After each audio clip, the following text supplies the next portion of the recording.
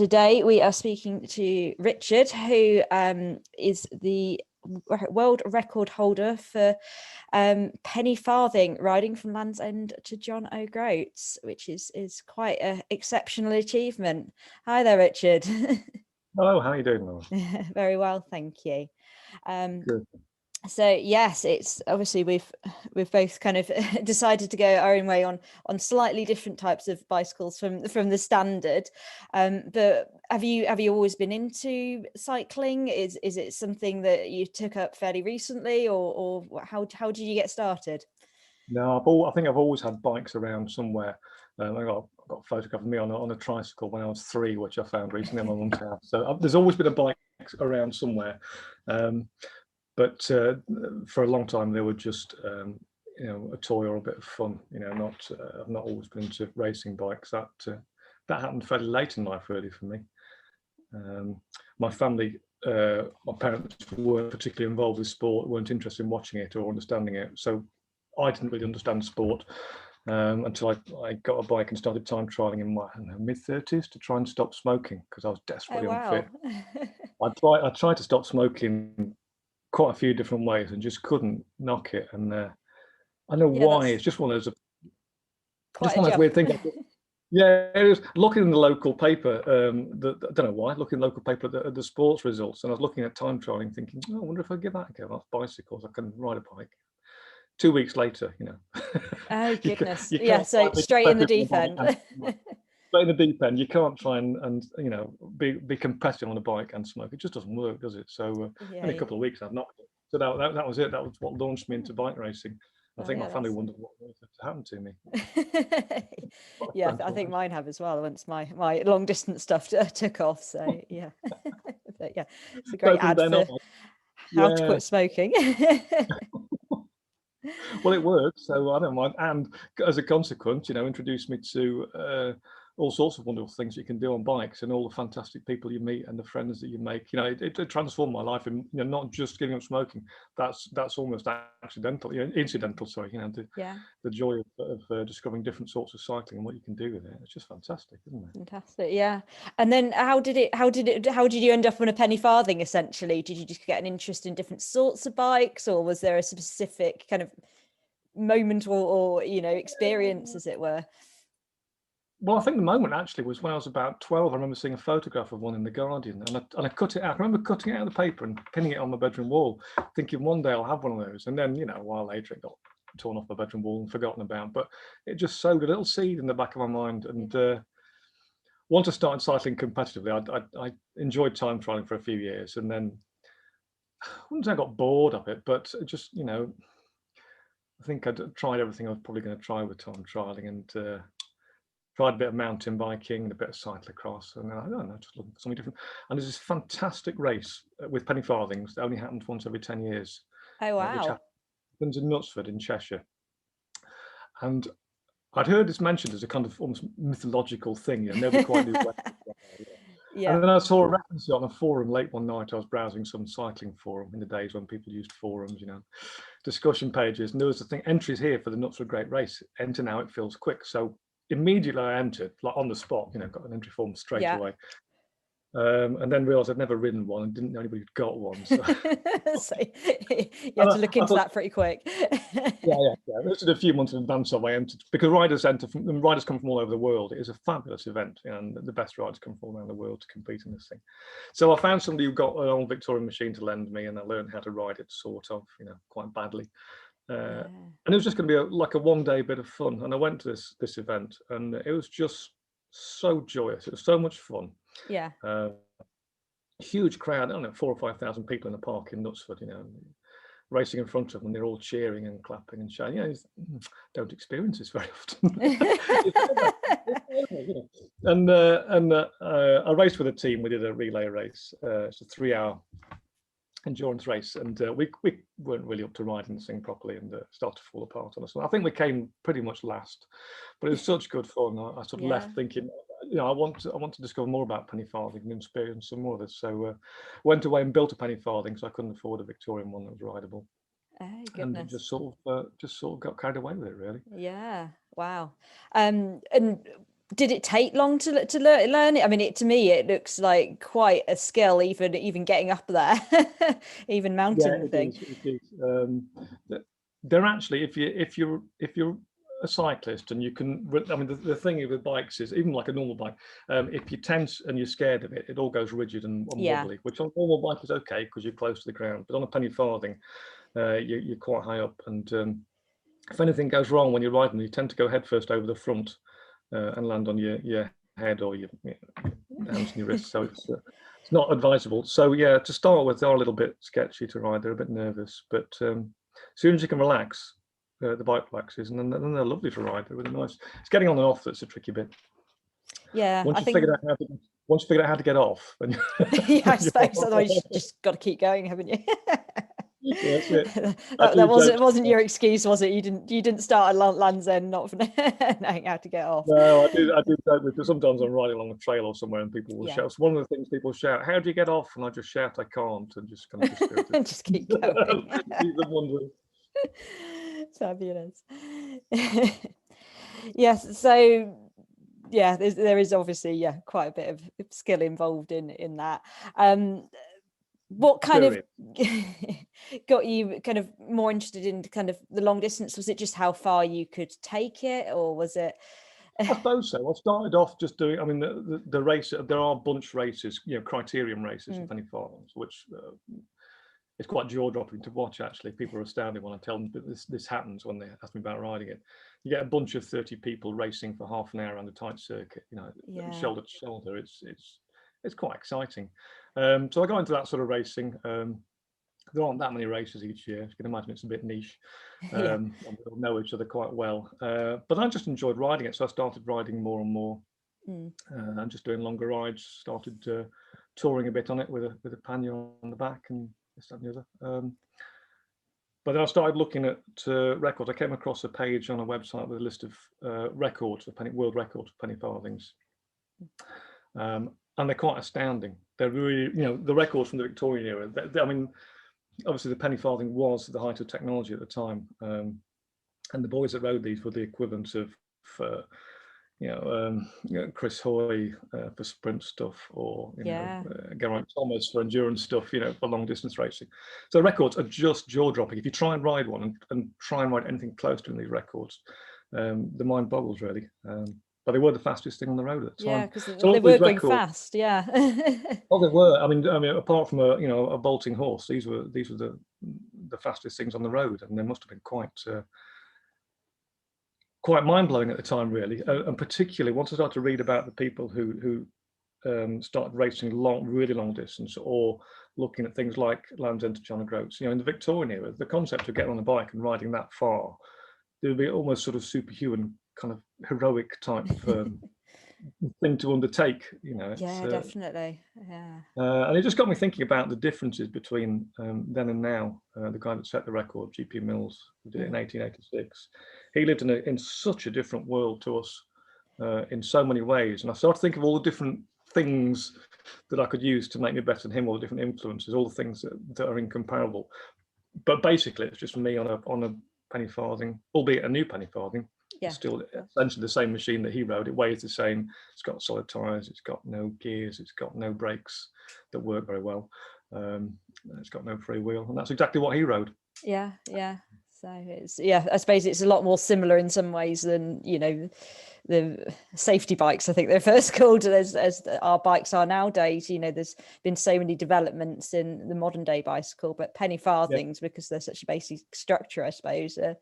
They're a lot more comparable, but I suppose the differences probably came from more to do with the roads, the surfaces, the traffic, the modern gadgets we have nowadays, like the GPS and everything. He'd have, I assume, just been off a piece of paper, and good luck to him. So this is the thing I was curious about, all the differences. Some things which make it easier and some things which make it harder. Which people are surprised by. I mean, the things that make it easier are fairly obvious. I think the biggest one that I had some criticism for, and kind of hot debate afterwards about the road surfaces. People have said, well, it doesn't compare because he wasn't riding on tarmac, which is true. And some of the road surfaces would have been very poor, I'm sure. But then there's a lot of other things to contend with on modern roads that he didn't have to deal with.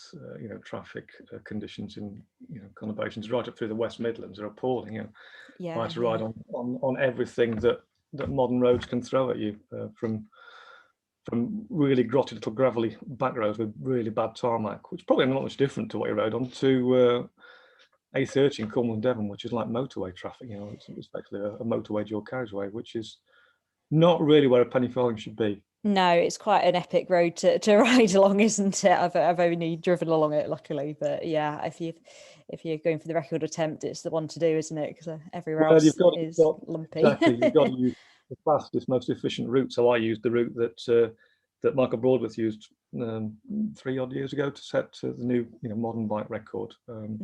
So he gave me his route for that, which I used, and I was worried about that first day. I have to say I was very nervous, very anxious about traffic. But then there were things that made it easier for him. He rode. They used to ride paced at the time, so they'd ride as a team of riders. So he had riders in front of him all the time. So he could slipstream riders, and they'd also be navigating. So he'd change riders as he went through the country, so they'd know their local area.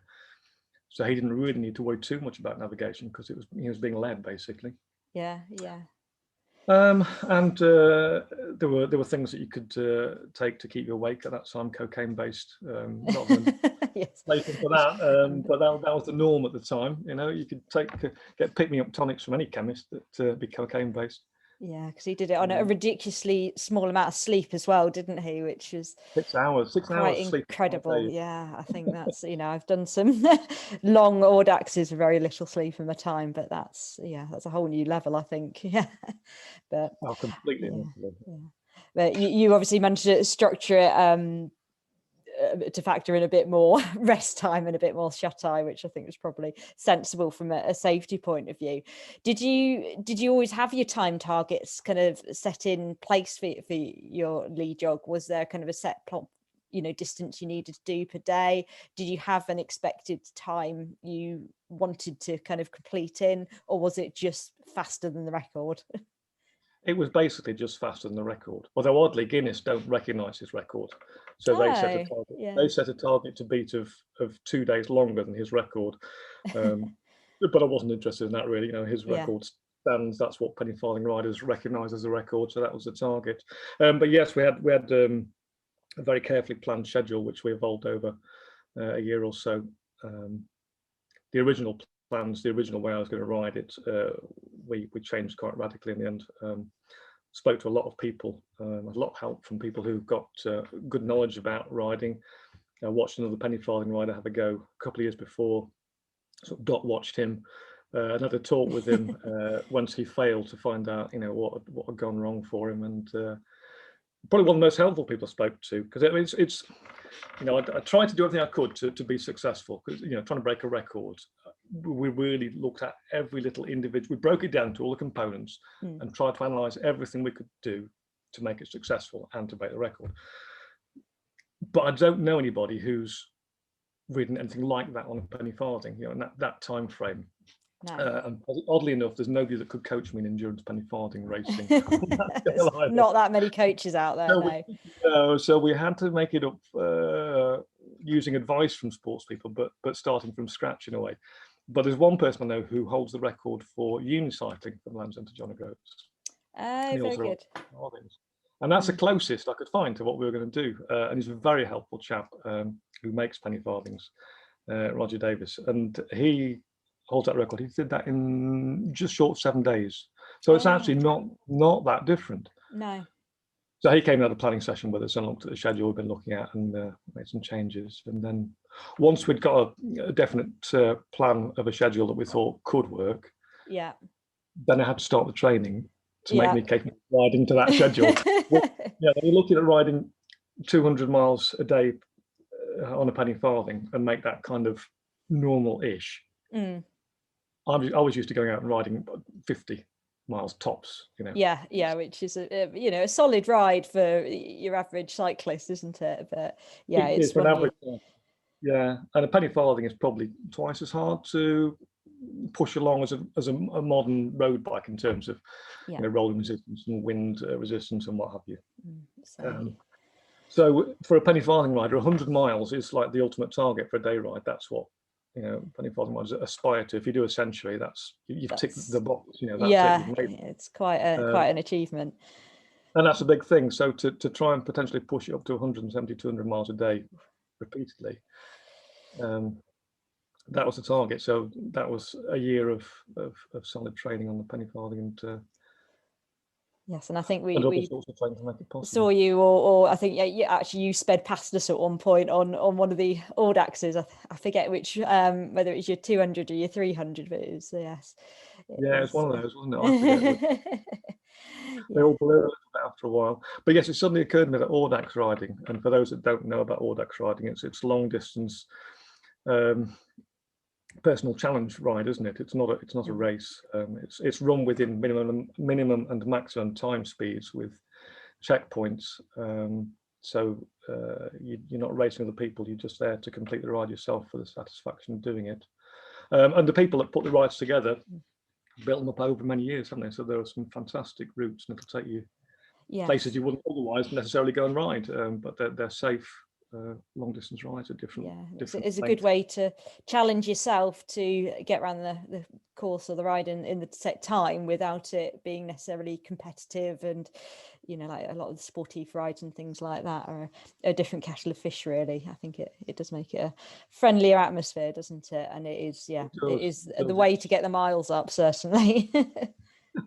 Well, exactly, that's why I used it. It suddenly occurred to me, I was thinking about it one day, that the kind of minimum speed for audax riding is the minimum speed that I'd need to break the record. So I thought, well, this is perfect training. And also, I've got to learn to navigate on the bike, because you can't go and recce a route. Well, you can go and recce Lands End to John O'Groats if you've got the time, and the money, but I haven't. So I knew I'd have to ride it blind. Although we've got a well-planned route and we're using GPS, and you can go onto Google Street View, and check things out, which I did. I spent a lot of time on Google Street View looking at busier areas. But learning to navigate on the fly on the bike without stopping to look at a map, which is hard work on a penny farthing. Getting off, it slows you down much more than a regular bike. Yes, I bet. Audaxes were perfect. Really ticked the box. So it's a good way to train. And you obviously did have a lot of support around you, getting to the start line and then on the road as well. And I mean, I assume that was just a huge part of the success of the ride, was everybody chipping in, the different bits of advice beforehand, and the crew on the road as well. I kind of feel like, obviously, it was your challenge, your record, but there was a lot of people behind the scenes too. Yeah, that's right. There were a lot of people behind the scenes who weren't actually there on the expedition, who I turned to for advice and support in various ways. Each bit, I could list certain things. I could say, well, that was probably the most important thing, or this was the most important thing. But actually, the whole package was the most important thing. Without each individual component, then something could have failed. But certainly, once out on the road, the support crew that were there were vital to me. I know people who've ridden it self-supported, and you just could not do it at that sort of pace. You need people looking after in terms of food and nutrition, and having that, somewhere to sleep ready for you, and a meal ready for you. So yeah, that was vital. And they're nice. Penny farthings are nice to ride. They're sort of comfortable for the first hour. I love it. And after 2 hours, they're okay, but after 16 hours, they're really, really not okay. So I had regular stop. I stopped every hour for 5 minutes, so the crew was always there every hour. They worked out where I would be. Oh goodness, it's a really big commitment then, isn't it? It was really hard for them. Yeah. So to be, I think, well, we did a test run. And I can't remember when it was, a little bit earlier, sort of late spring. We did a test run up to Lake District and back with the support crew, with vehicles, to find out what would work and what would go wrong.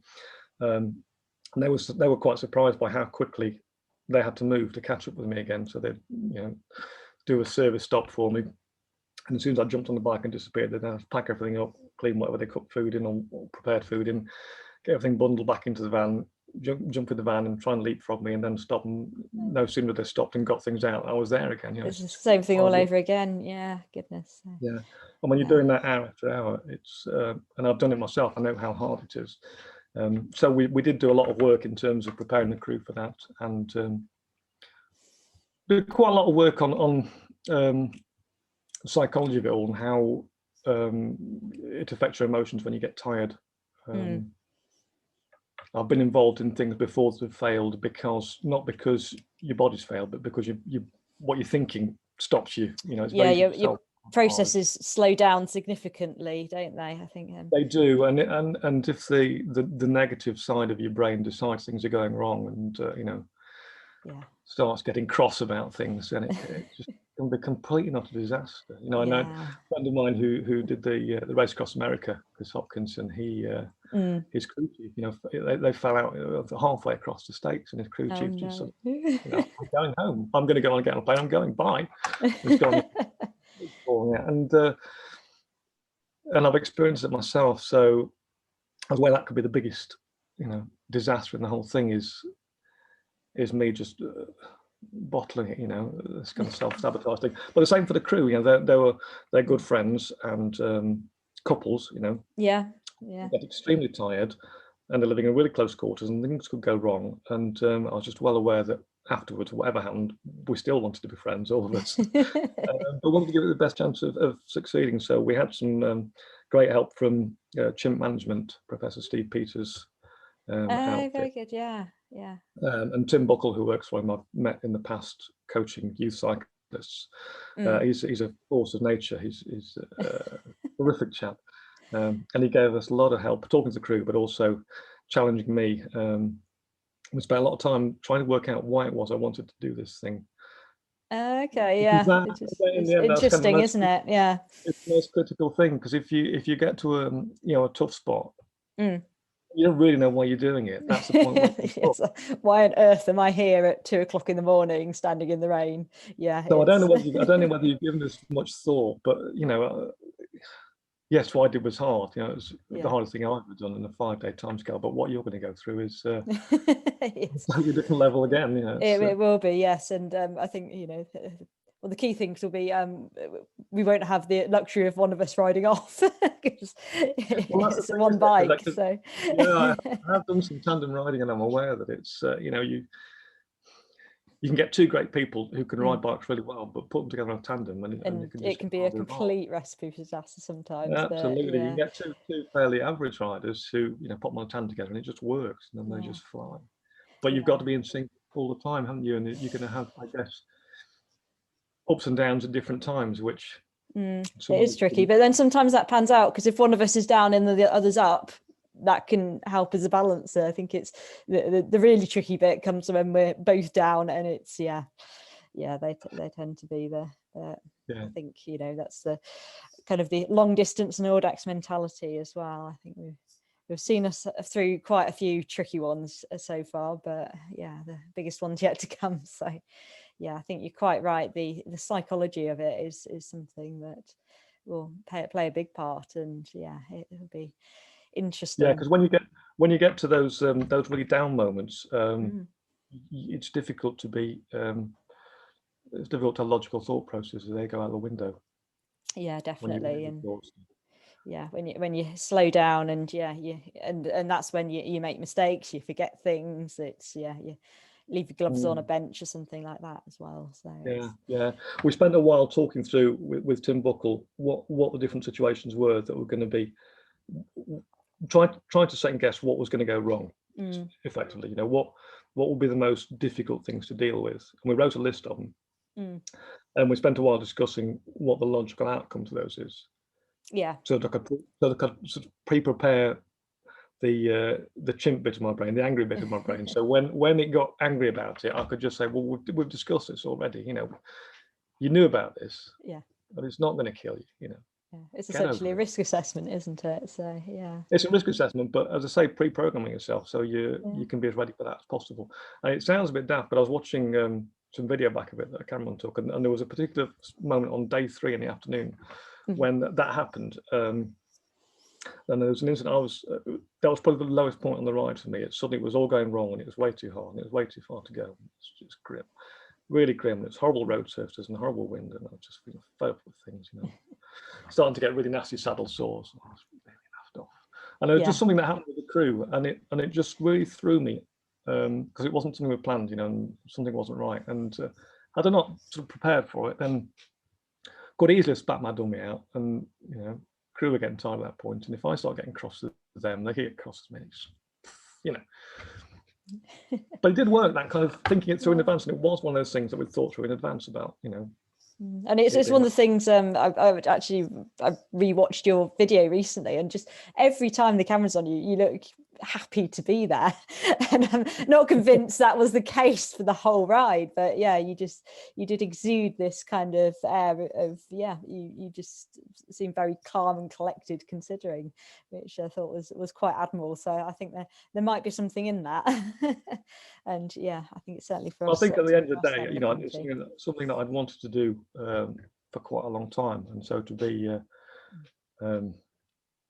miserable or grumpy or angry about things during it wouldn't have helped the attempt, and it was all about trying to break a record, and B, I wouldn't enjoy it, so put the tunes on, get some headphones on, look at the scenery, and the things that were fun, the discomforts of it, I'd already accepted that was going to happen, so you just accept it's going to happen and get on with it. Move on. Yeah. But playlist music, that was really important to me. Definitely we'll have to get some. I don't know whether you ever listen to music on the bike at all. Probably a bit different on a tandem when you're talking to it. We rarely do at the moment. We have used it of some of the late night rides to keep us awake, essentially, and keep us going, so it might be something that works really well. Really cheesy songs on and things like that, so it could be I've got some lovely depths of goodness knows where, pumping out some fairly hideous beats sometime. Yes, one of those audaxer rides that you were on, that I was riding. It ended up being a 200 miler for me, and a friend came to join me on a regular bike, and Penny Farthing's a bit slower than he'd ride normally on a nice carbon fibre road bike. But we got into the dark, we'd set off at 5 o'clock in the morning. We were sort of heading back late at night. It was dark, and it was extremely cold, that ride, really cold as well. And it went dark, and we got a bit problem with navigation, and he was getting slow, and he didn't realise I got his headphones on. I put some tunes on, and later on he said, when we were finished, he said, "How did you ride through the evening then? When it went dark, all of a sudden you just got faster and faster and faster." There's no idea. Nice music. Cycling to the tempo. No, it's little things like that can make all the difference, isn't it? And not only was the record of massive achievement itself, I think your amazing work raising such a fantastic amount for charity too, and that was obviously it came off the back of that. But as well, you also got quite involved with getting sponsorship to kind of get you off the ground as well. And I think from our point of view, there's an interesting parallel, because we're looking for sponsorship at the moment to get us to the start line, and then once we're there, we'd look at raising money for charity too. How did you go about kind of finding your sponsorship? Was it hard? Was it did it just kind of come about? It's very difficult. One of the people that helped me to start with is Lee Timmis. I don't know whether you know Lee. He holds the Trans-European record. I think Steve has friends of a friend. There is a link there somewhere. So we hope to speak to him at some point. I've not met him, and somebody suggested I have a chat with him, and gave him a call, and he popped round. I'll pop round and have a chat, he said. He was here all day. I mean, literally all day, talking about record breaking and riding, and was a I'll have to get him on the podcast then. He sounds great. Podcast is a really interesting chap to talk to. I'm sure he will give you lots of helpful advice. And I've forgotten what it was that we were talking about now in terms of advice. Sponsorship. And I know he struggled with sponsorship as well. And he had a target date for riding Trans-Europe to try to break the record, and I think he had to put it back because he just couldn't get the sponsorship. I think I saw that. And the distance I was covering was nothing compared with what he was covering across Europe, and you need a support crew with you for that. So obviously the costs are not insignificant, and he didn't have the finance to just do it himself. End to end, when I first thought about doing it, I foolishly thought, get a bloke in a van, with a maps and backup. I'll run the bike. How hard can it be? Physically hard, obviously, but in terms of logistics, can't be that difficult. But then once we started to break it down and look at what you actually need to do to break a record, because record breaking is hard. It doesn't matter what the record is. You know, people have tried these things, their utmost. So you know, there's a reason it's a record, essentially, isn't there? there's a reason it's a record. It's going to be hard. So you've got to do absolutely everything you can to try and, you know, gain that little bit for yourself. So yeah, it wasn't cheap for us. We would have done it without finding sponsorship one way or another, but it wouldn't have been as easy to do and possibly not successful. I don't really know, because we had several vehicles out on the road, and you know, I think 8, 9 people involved in looking after me at different stages during the event. So I started looking for sponsorship, taking advice from various people and various contacts, and sending letters and emails, and anyway, I could think of getting in touch with people, and I just got nowhere. Just got absolutely nowhere. And actually, given up, we put a lot of effort into it. And at one point, I said to my wife, "Look, we can put a lot of effort into trying to find sponsorship, or I can go out and do some training." Yeah. But if I don't go out and do the training, it's not going to happen anyway. It's not going to happen anyway. So yes. So let's just knock that on the head now, and we'll just, you know, we'll fund it ourselves. But let's have to cut back on how we do it. And my wife, she's fantastic. She backed me all the way with all this. And in the end, it just happened to be a chance conversation. One of my sisters talking to a friend of hers at an event she was at. The lady's got no interest whatsoever in endurance cycling or record breaking, just thought it was a fantastic thing to do and a great cause to do it for. So she said, "Yeah, I can fund that." Oh, and she just happens that she runs a business where she does try and back something locally, some sort of charity or fundraising of some sort that's a little bit different and unusual each year. So yeah, she just funded it just like that, purely by chance. Yeah. Well, we'll be keeping our fingers crossed. Not greatly encouraging for you in your search for sponsorship. But but it's one of these things you just got to keep on plugging at it, I think. So yeah, that's all you can do. Yeah, definitely. And I think there is something to be said for like the reception as well. I think when you're doing something a little bit out of the ordinary, a little bit quirky, I think it does engage with people more. And I think potentially, we find this on the tandem quite often. You ride past, you get a smile or a wave, and not absolutely necessarily when you would have if you were just on a solo bike. And I do get all the, she's got her feet up on the back as well, but it's usually in good humor. And I suspect it's even more so for you. I don't know if you remember, it was doing part of your training, I imagine, but we passed you just outside of Ashbourne, and you're coming along the very lumpy B road between Wirksworth and Ashbourne, and came flying past us, and I thought, blimmin' heck. And it's quite a sight to see you on a Penny. So I imagine you do get a very good response from it. Yeah, it is one of the joyous things about it. Whenever I go out for a ride, there's lots of smiling faces and waving. Or I mean, one of the nicest things is conversation. When I stop, I usually end up having a conversation with somebody I've never met before, just because they're intrigued about it and want to find out about it. And you end up talking to folks you'd never meet in conversations that you'd never have, and it sort of opens doors in strange ways, which is really nice. It's kind of how it should be for everybody. It isn't. But please don't all start riding Penny Farthings, because it won't be anymore. Can you imagine fleets of them? When I completed the end-to-end thing, and it did, it knocked me to 6. It was months before I could ride without pain on any bike, and the sore rear end. It took a long time to recover as well. But so when I started riding again, I started riding a regular bike for a little while, and I was out for a ride with my wife somewhere, and we've been out for 2 or 3 hours and riding bits of trail locally and what have you. And we stopped, and she turned to me and said, "It's not very nice, this, is it? Nobody's talking to us today." It's getting used to this kind strangely quiet. This world of niceness, and you get on a normal bike and nobody ignores you, or worse, as you know, out on the roads, drives too close or cuts you up on junctions, or I bet they give a Penny Farthing a wide berth as well, don't they? Because really, it's really potentially a very dangerous bike to ride, but in a lot of ways it's a very safe bike to ride, because car drivers are not quite sure, I suspect, how safe I am. They give me lots of room, wave me through junctions, really, really nice. Yeah.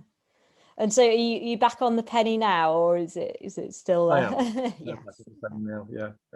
No, I had a ride on a regular bike recently one evening after I finished work, and it was really unpleasant. as I say, you know, it was a Friday evening, so people were in a rush, and there was some quite aggressive driving and lots of hooting of horns at me for no reason whatsoever, because I wasn't doing anything wrong at all. But I got home and I just felt quite angry about it, that cycling can be like that, and so no, I got back on the Penny Farthing again the next day and started riding that again.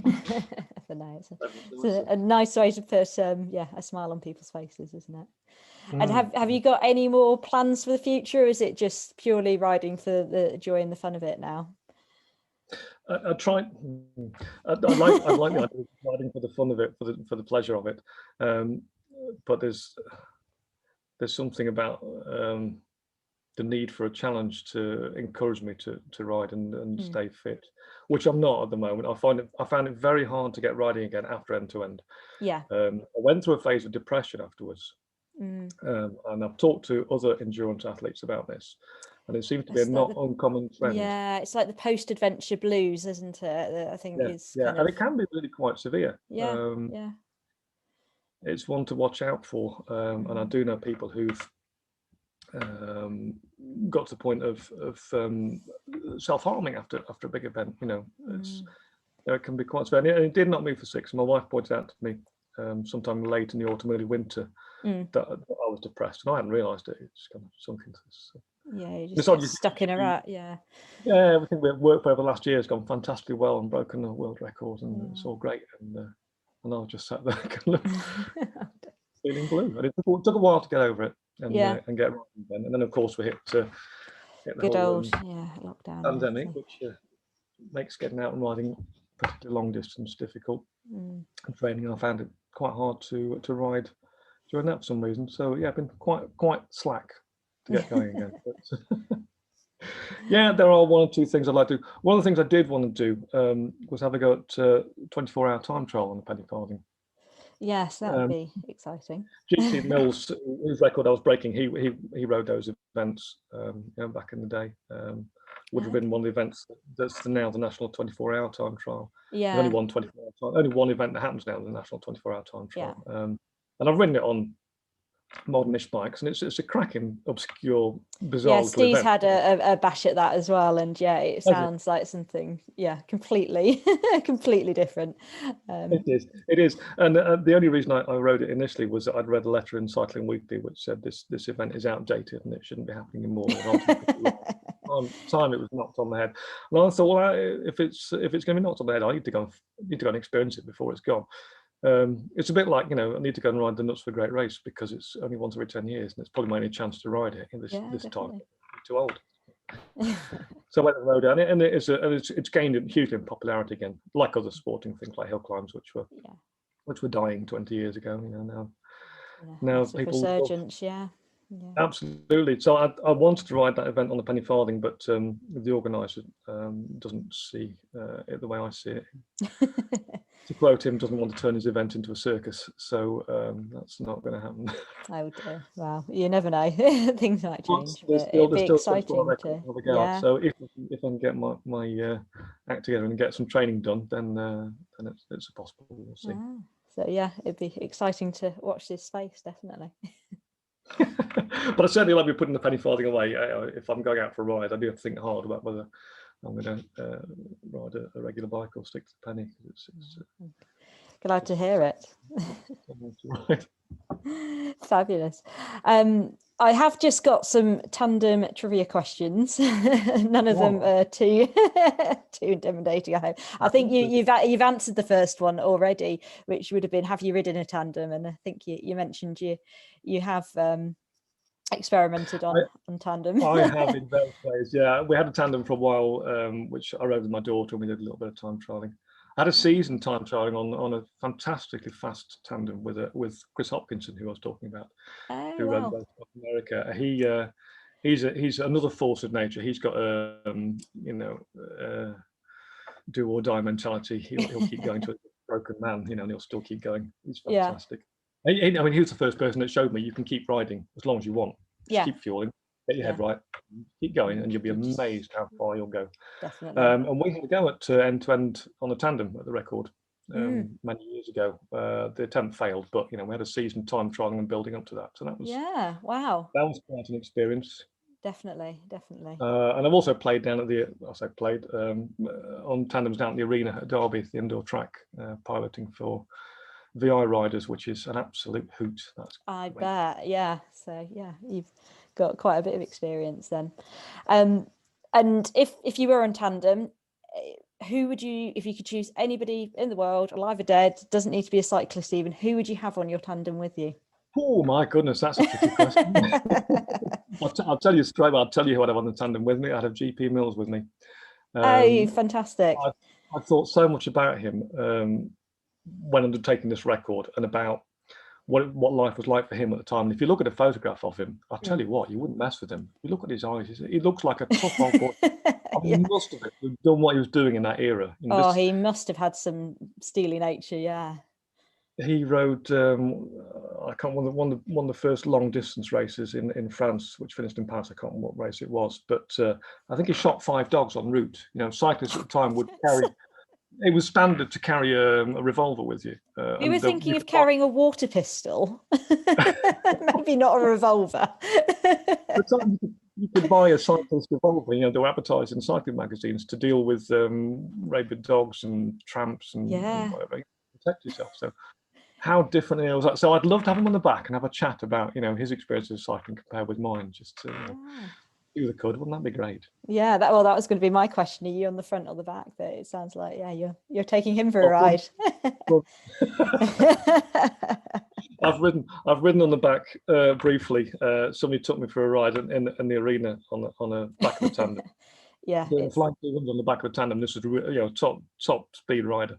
Yeah, terrifying, absolutely terrifying. Once you're used to being in control on a bike, it's very hard to switch off, isn't it? And if I've not been on the back for a while, it takes me a bit of a mind switch. It's a while to get used to it, doesn't it? Yeah, definitely. Yeah, and you do have to have a lot of faith in the person on the front, especially if you're huge amount. Yeah, moving at speed. So not only that, but your field of vision is a lot less, isn't it? So you don't see as much on the back. Yeah, somebody very kindly pointed out to me, I'm going to spend 18,000 miles staring at Steve's lower back, mostly, which will obviously be a delight. But I'll get the views from the side. Yeah.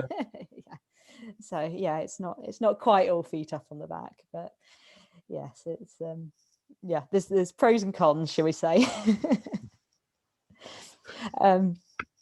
And then, obviously we're joined by the frame on the bike, as it were. What are you joined by the frame to on your rides? What can you not go on a ride without, be it like a food item or a bit of kit, or is there something that you'd always take with you on a ride that's your kind of... What would I take with me on a ride? I try to take as little as possible. I seem to end up taking more and more these days. When I go out riding now, I usually take. We were talking about music. I have a pair of bone induction headphones. Walter gave me. So for those who don't know, rather than fitting in your ear, they press on the bones just in front of your ear, and the sound transmits to the inside of your head through the bones, which sounds a bit witchcrafty, and it is. The sound quality is fantastic, but you can still hear. Tried them, yeah. You're not. Oh, you need to try some. When we can get together, when we're allowed to, you'll have to go at my headphones. And so you can still hear everything. You can hear traffic, you can have conversations, but you can hear the music in your head. And so for long rides, some of the time I ride without and sometime with, but for long rides when you're getting a bit tired, we're talking about this and you're flagging, having some good music or a podcast to listen to. The miles just fly by, and you kind of somehow enjoy the scenery and what's going on even more. Yeah. So that's what I would not go without now. I got used to them. Oh, fair enough. Very good. And one last question: why should we ride a tandem around the world? Why would you not ride a tandem around the world? Very good. Why would you not do it? I don't know. Why are you riding a tandem around the world? Oh goodness, I know. Maybe we should think about that. Whose idea was it first? I think if you ask my husband, I think he'll definitely say it was mine. But I think there was a bit of a joint idea in there somewhere. I think, yes, I think I think it's something we've been building up to with the kind of the cycling we're doing. I mean, we did our own LEJOG this summer, albeit at a much slower pace than yours. I think we took over It's probably twice a the nicer time route as well. in places, although it did have its moments. But yes, I think it's just But kind why, of yeah, why would you not want to, given all the wonderful experiences you're going to have and the things you're going to see? yeah, and 180 days Question staring at Steve's back. Question is, once you've done it and you've completed it, but you've done it pretty fast to try and break a record, Yeah. there'll be bits you've missed. Will you be setting off again to go and do another lap? Well, that's the thing. We're seeing this as the ultimate world recce, so we'll just pick all the best bits and go back for them another day. Fantastic. Thank you so much, Richard. It's been great to talk to you, and there's been loads of useful tips in there, so I really appreciate it. And hopefully anybody listening has got some great advice as well, and hopefully I'll be able to catch you on the roads of Derbyshire sometime. Yeah, let's hope so. Sometime We can soon. make some rides before too long. Well, all the best. I hope it goes well, and I shall follow with great interest. Oh, great. Thank you very much. My pleasure.